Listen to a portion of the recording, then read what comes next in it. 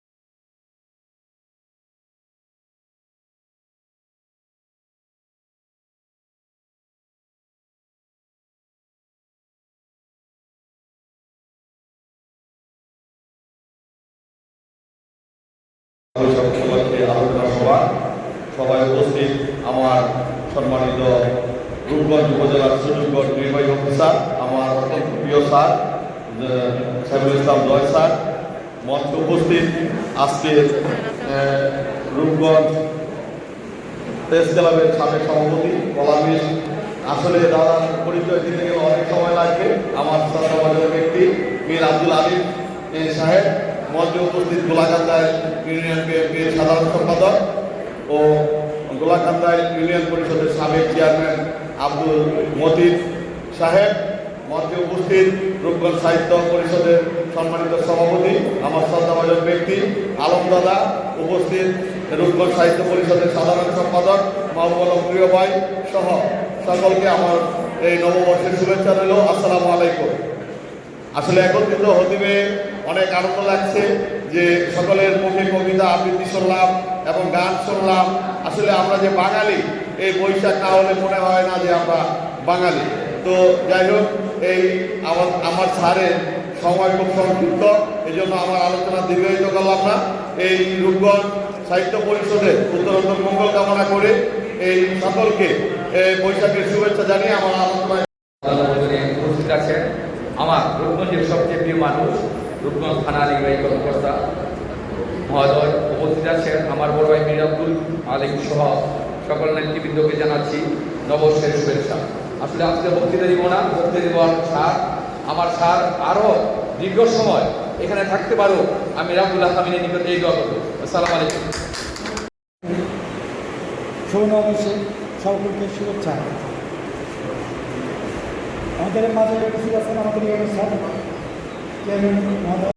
তিনি পান থাকেন, ওনার সূত্র ধরে আমি ঢাকাতে বসে কিন্তু পান থাকেন, গত পরশু দিনও পান থাকেন, আজকে কিন্তু পান থাকেন প্রেস ক্লাবে সেটা অবগত থাকবে।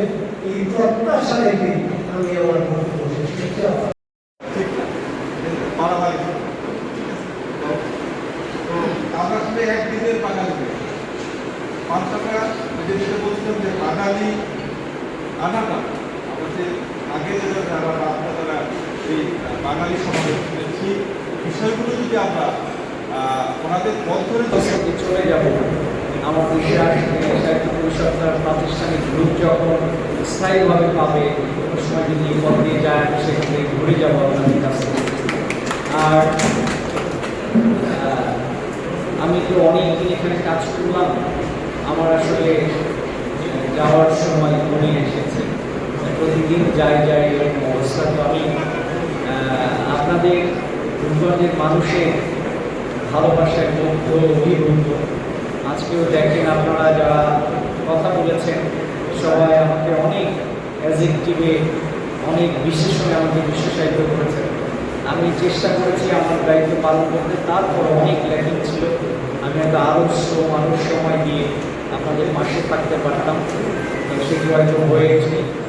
আর দিন শেষে তো আমরা মানুষ, আমাদের প্রত্যেকেরই পরিবার আছে, ব্যক্তিগত দুঃখ, হাসি কান্না আছে, বেদনা আছে, এসব নিয়েই তো জীবন। তো আপনারা যারা সাহিত্য চর্চা করেন, আমি যেখানে থাকি আপনাদের দরজা সবসময় আমার সাথে খোলা থাকবে। আমি খুশি হব আপনারা, আমি পরবর্তী কর্মস্থলে যেখানে যাব আপনারা কেউ যদি সাহিত্য পরিষদের পরিচয় আমার কাছে যান, আমি খুব আগ্রহী আপনাদেরকে পরিচয় করব। আমি জয়লতাকে দেখেছি বহুবার বিশ্ববিদ্যালয়ে। জয়লতার দেমাগি আর সুন্দরী হয়ে উঠেছিল। অন্য পুরুষ ছিপড়ে খেলে মেয়েরা বুঝে এত সুন্দরী হতে থাকে।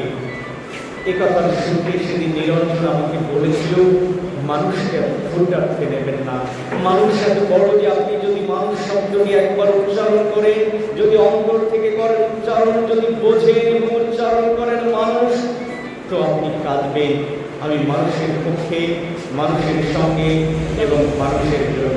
ধন্যবাদ।